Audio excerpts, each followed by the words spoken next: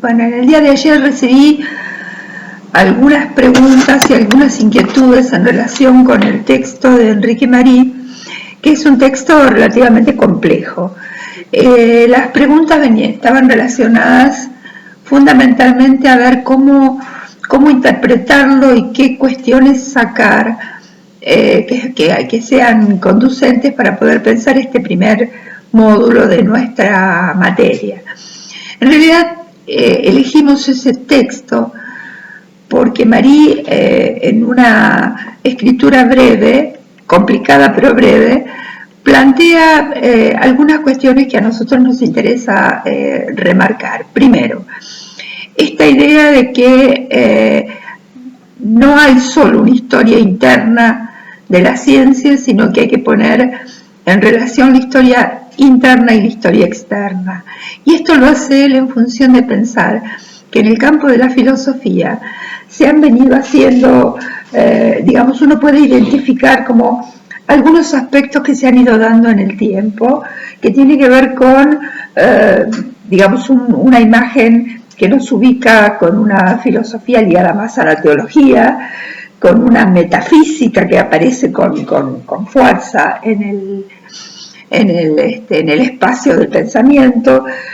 Finalmente se constituye una teoría del conocimiento y nos encontramos hoy discutiendo, en realidad yo diría, para ser más precisa, en el siglo XX nos encontramos discutiendo esta noción de epistemología, que es la que Marí intenta analizar. Ahora, esto lo podemos, como les decía antes, lo podemos hacer de dos maneras. O tratamos de explicarlo en función de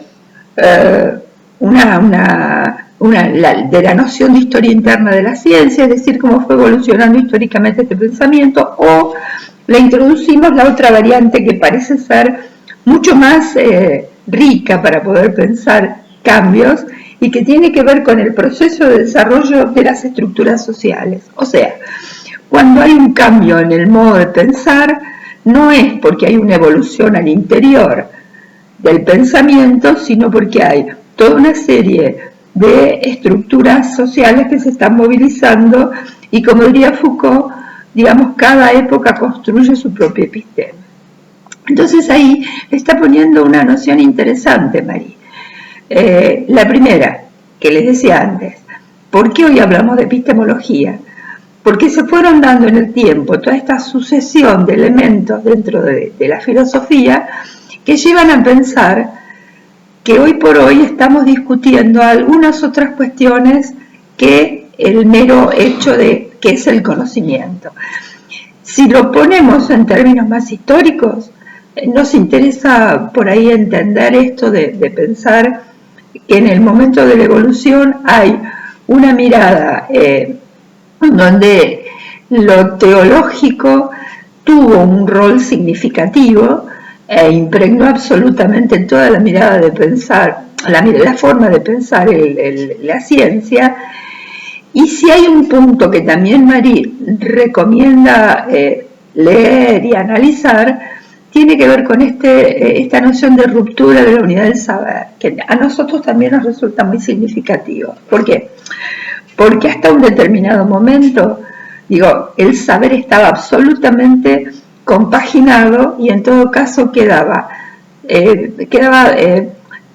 siempre en relación directa con un tipo de conocimiento. El paso de la Edad Media a la Edad Moderna parecería ser una manera de pensar en términos de ruptura, pero fundamentalmente siglo XVI, siglo XVII podríamos pensar, aparece esta necesidad de pensar un conocimiento absolutamente separado y un conocimiento en donde se puedan identificar lo religioso, lo metafísico, y esto que se va a constituir como el conocimiento científico, tal como nosotros por ahí lo entendemos, que tiene que ver básicamente con estos efectos de la modernidad.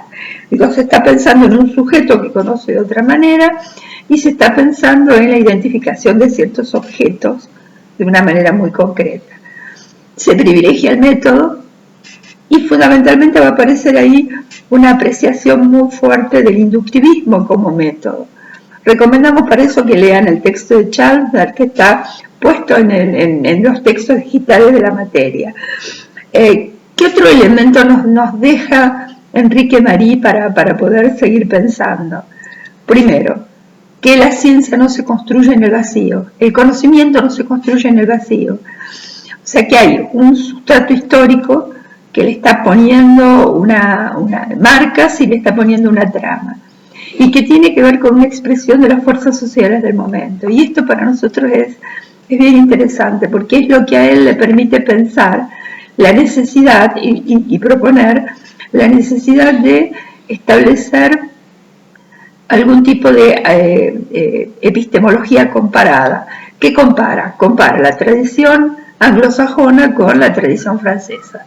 O sea, compara lo que en definitiva fue el lugar de surgimiento de la epistemología que se dio en el ámbito del Círculo de Viena, década del 20 del siglo XX, y después se le suma toda una línea de pensamiento muy, yo diría muy disruptivo en algunos puntos, que tiene que ver con la tradición francesa más ligada a la posición bachelardiana. Por eso que él menciona básicamente la tradición de la filosofía de la ciencia y la tradición más epistemológica francesa, ligada a Bachelard, ligada a Coiré, bueno, y a todos los pensadores que posteriormente van tomando este tipo de prácticas. Digo, hay que recordar que el texto es un texto que no es actual, es un texto que lleva varios años escrito. Digo, hoy por hoy seguimos en esa misma discusión, y quizá lo más interesante es que se han incorporado algunas otras lecturas o algunas otras formas de leer esta posibilidad que tiene la epistemología para pensarse a sí misma, pero a su vez para poder pensar no solo al interior, sino también pensar en esta posibilidad, y ahí la epistemología francesa está aportando bastante para pensar esta noción de una historia externa que también va acompañando ciertos procesos. Al interior de la escuela anglosajona también van a aparecer algunos conceptos en relación con esto, ya los vamos a ver más adelante con Thomas Kuhn.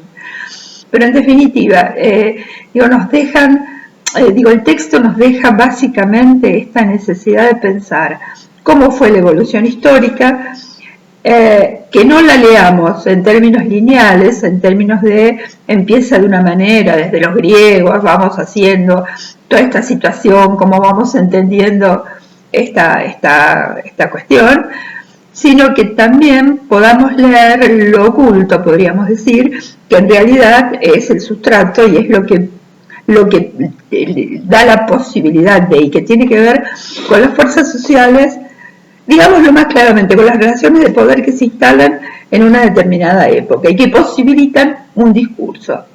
O sea, estamos hablando de prácticas, de conocimiento y de cómo esto se pone en marcha. Un poco lo que nos plantea Marí tiene que ver con esto. Es compleja la manera de expresarlo, también hay que recordar que él es un jurista, o sea que él está muy dedicado a mirar cómo la estructura jurídica puede ser pensada desde un lugar diferente, está absolutamente imbuido de una teoría crítica del derecho, por lo tanto lo tenemos que poner, digamos, en esa situación. Creo que le podríamos sacar muchos más elementos, pero me da la sensación de que con estos nosotros estamos bien como para empezar la materia. Después le vamos a ir incorporando algunas otras cuestiones seguramente. Espero que les haya sido de utilidad. Cualquier cosa ustedes vuelvan a comunicarse y seguimos de alguna manera en contacto por mail, por mensaje, hablándonos, pero no pierdan esta posibilidad del encuentro, que si bien no es presencial, bueno, es lo más cercano a un encuentro personal. Muchísimas gracias, nos vemos.